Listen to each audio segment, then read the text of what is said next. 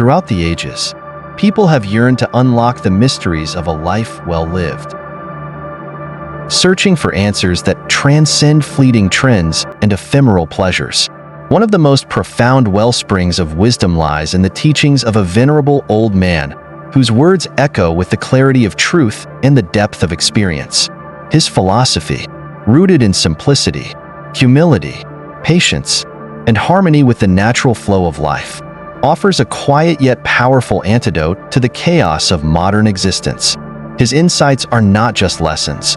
They are mirrors reflecting the beauty of living in alignment with the rhythms of the universe. As we explore these timeless teachings, they resonate perfectly with the vision of practical philosophy, a channel dedicated to uncovering life's deepest truths and sharing them in ways that empower and inspire. At Practical Philosophy, we believe that wisdom is not just for scholars. It's a tool for everyone to navigate the complexities of life with clarity and grace. Today, let us step into this world of timeless wisdom and uncover how these teachings can gently guide us toward a more meaningful and harmonious way of being. There is something profoundly comforting about the words of a wise elder. They carry the weight of lived experience and an unshakable sense of knowing, as if they are connected to truths that transcend time. The old man would often speak of the way with a simplicity that belied its depth. To him, the way was not a rigid roadmap, but an eternal, flowing presence that quietly shapes everything around us. He once said, "The way is like the wind. You cannot hold it in your hands, yet you can feel it brush against your skin. It is not bound by strength or weakness, it simply is." Listening to these words, one couldn't help but pause, reflect, and wonder, have we been needlessly battling the current of life when we might instead surrender and let it guide us? These moments with him felt like stepping into still waters, where the clarity of his insights created ripples that stayed long after the conversation ended. He often spoke of simplicity as the cornerstone of true wealth, his voice calm and steady as though each word was infused with the weight of undeniable truth.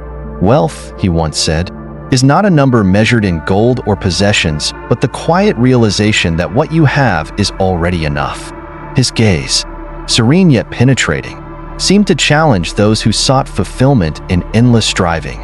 "The man who knows he has enough," he continued with a soft smile, "stands as firm as a tree rooted deeply in the earth. While the storms of ambition and desire rage around him, he remains unshaken, nourished by contentment and stillness." This teaching resonates deeply with the values of practical philosophy, where we explore the profound truths that enrich life beyond material success. As we navigate the complexities of modern existence, the reminder to find wealth and contentment becomes more relevant than ever. At Practical Philosophy, we believe that these timeless insights are a guiding light, helping us prioritize inner peace over external pursuits. In his words lay an invitation, not to turn away from the world, but to see it with new eyes. He urged us to strip away the needless distractions that cloud our perception and to pause long enough to recognize the wealth we already possess. "Abundance," he would say, "is like sunlight.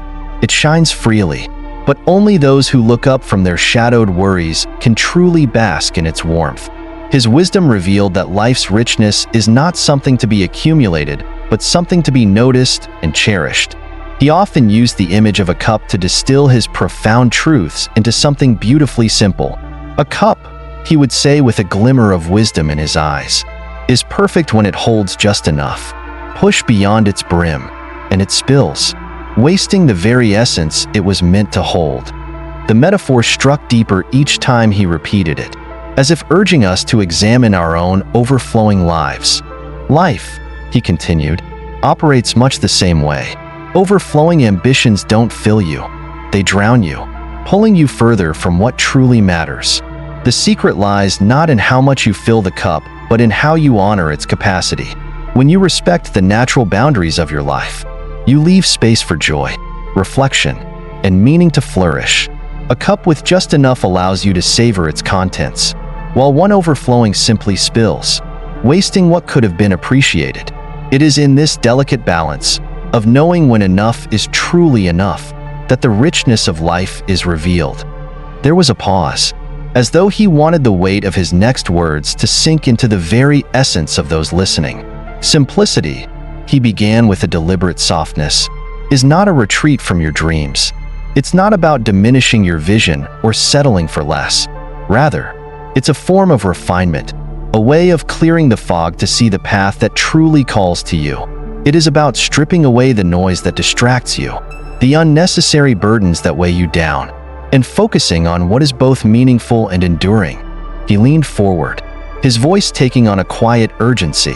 When you understand what truly matters, your life ceases to be a frantic race, driven by the demands of others or the endless pursuit of things that don't nourish your soul.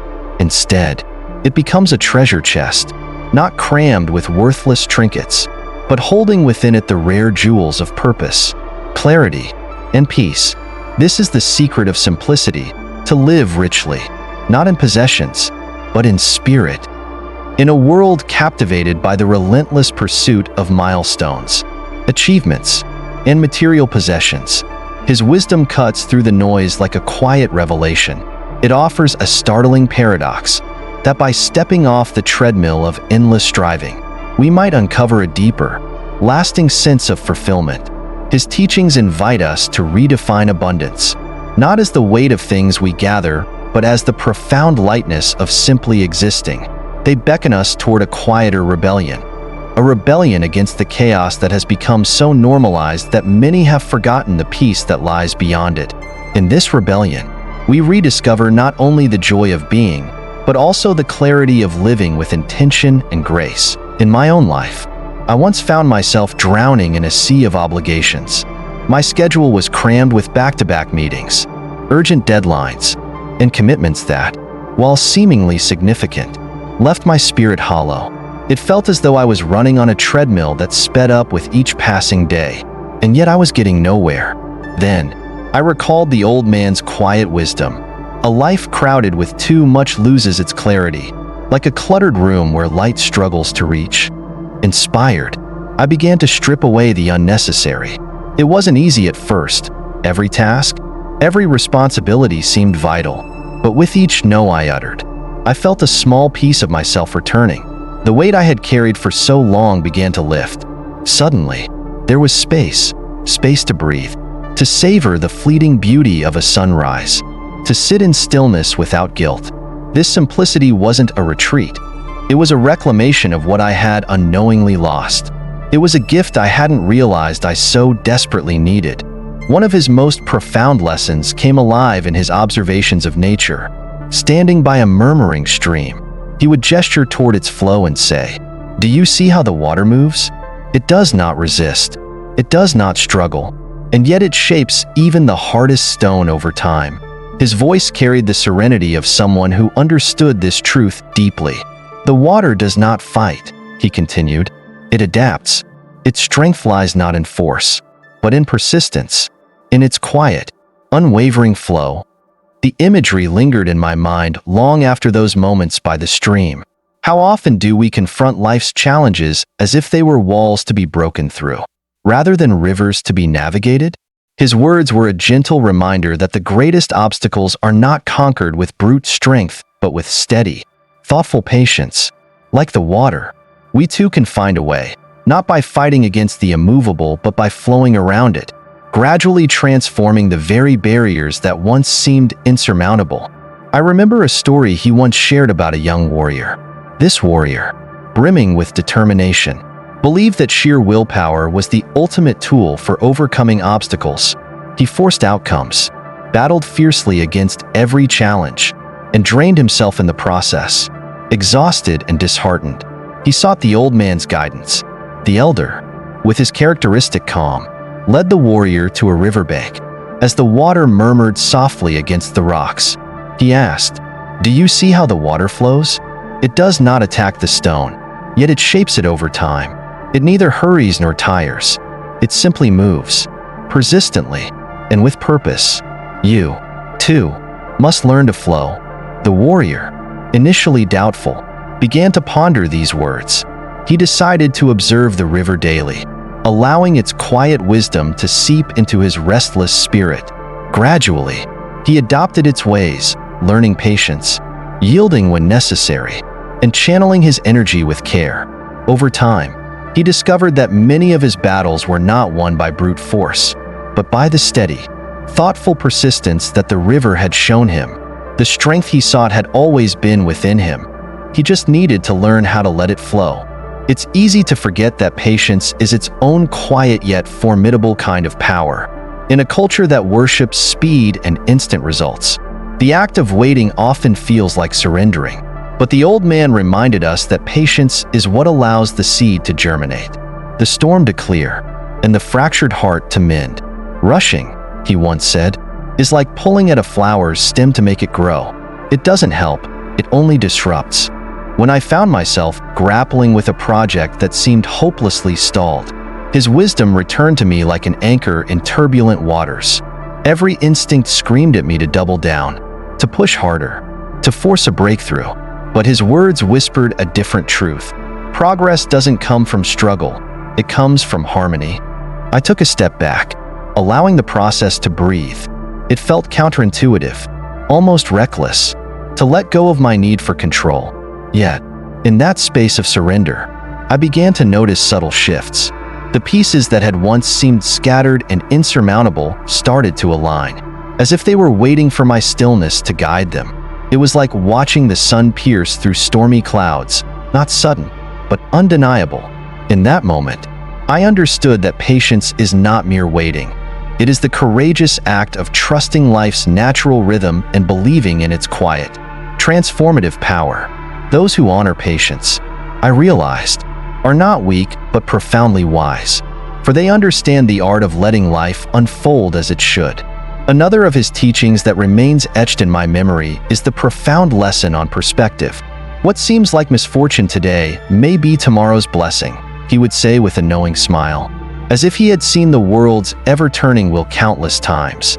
He often told the tale of a farmer whose horse ran away. The villagers, quick to judge, came to express their sympathy. "How unlucky you are," they exclaimed. The farmer, with an air of serene detachment, simply replied, "Maybe." Days later, the horse returned, bringing with it a herd of wild horses. Now the villagers rushed to congratulate the farmer on his great fortune. "What good luck you have," they said. Once again, the farmer's response was calm and unchanging, "Maybe." The twists of fate didn't stop there. As the farmer's son attempted to tame one of the wild horses, he fell and broke his leg. The villagers, caught in their habitual rush to label events, came again to offer their pity. "What terrible luck," they said, and yet, the farmer remained unmoved. "Maybe," he said again. A week later, soldiers arrived in the village to conscript young men into the army. The farmer's son, unable to march due to his injury, was spared. Once more, the villagers marveled at the farmer's luck, but by now, they hesitated, wondering if their judgment had been premature all along. Reflecting on this story, I've come to understand the wisdom in reserving judgment.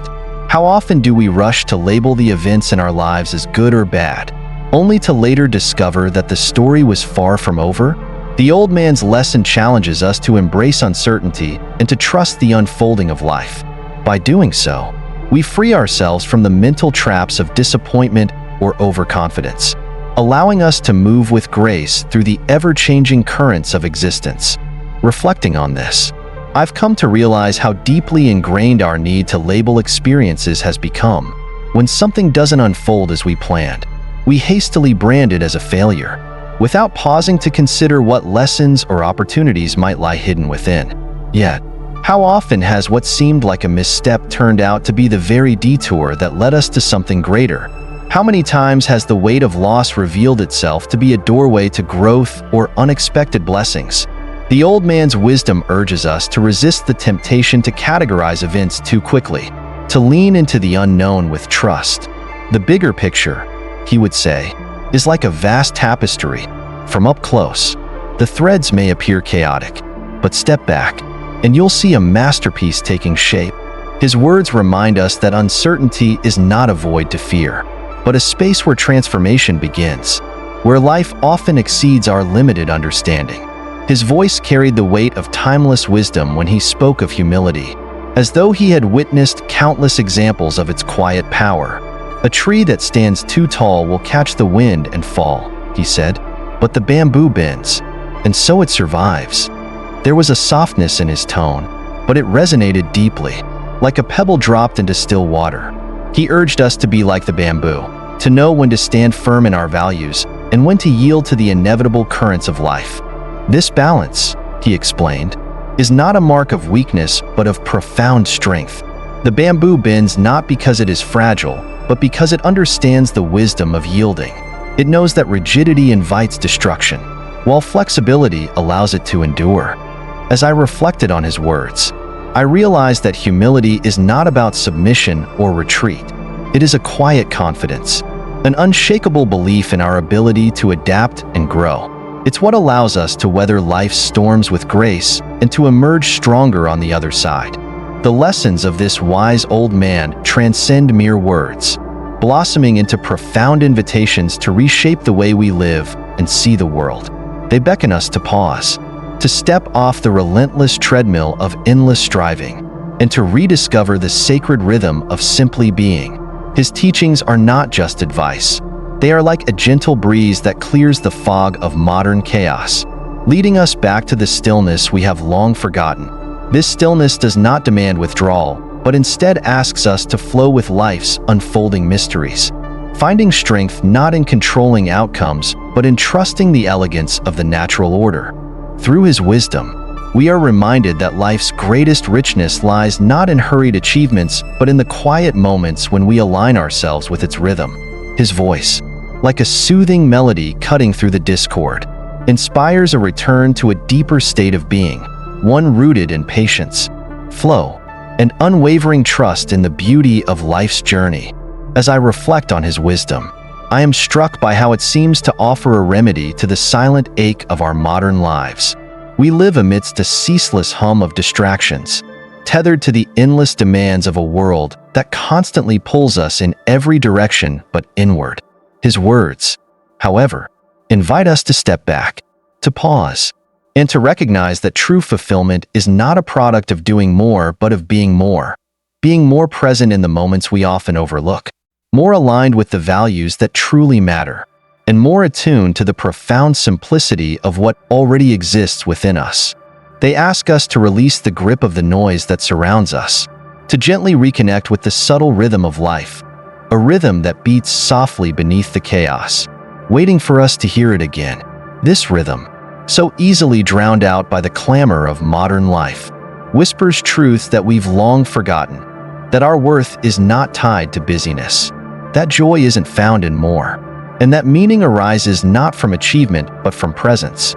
Within that stillness, we don't just find calm, we rediscover an untapped reservoir of peace, clarity, and profound connection to ourselves and the world around us. It is here, in this quiet reconnection, that life's truest richness reveals itself, not as something distant and unattainable, but as something that has been within us, patiently waiting to be embraced. Life is not a race to a distant finish line, nor is it a rigid checklist of accomplishments to be completed. It is a symphony, with each moment contributing its unique note to a greater, harmonious whole. It's a dance, an unfolding rhythm that invites us to move with grace, to adapt to its tempo, and to savor the beauty in every step, whether slow or swift. When we align ourselves with this truth, we unlock a profound peace, not in the fleeting triumph of reaching a goal, but in the enduring joy of the journey itself. What might happen if we softened our grip on control, releasing the need to dictate every outcome? Could we, like water carving its path through stone, discover that true strength lies not in resistance, but in gentle perseverance? The old man would often say, "To flow is to trust, to yield is to embrace." In surrendering to life's natural currents, we find not only resilience but a deep, abiding joy, a joy that arises from the simple act of being, of moving with life rather than against it. So, let us not rush, for haste blinds us to the beauty of the moment. Let us not cling to what we cannot control, for grasping only tightens the knots of our frustration. Instead, let us embrace the wisdom of the old man who viewed life not as a battle to conquer, but as an unfolding mystery, one to be explored with curiosity and wonder. In surrendering to this perspective, we may discover that the peace and fulfillment we seek have been quietly waiting within us all along, like sunlight breaking through a canopy of leaves. As we conclude, let us carry forward the timeless wisdom of this journey and remember that simplicity, patience, and trust are not just abstract ideas but tools for transforming our lives. At Practical Philosophy, our mission is to help you uncover these profound truths and make them accessible to all who seek a deeper, more meaningful existence. If you found inspiration in this exploration, join us by subscribing to our channel and becoming part of a community dedicated to thoughtful living. Together, let us continue to learn, grow, and embrace the beauty of life's quiet lessons.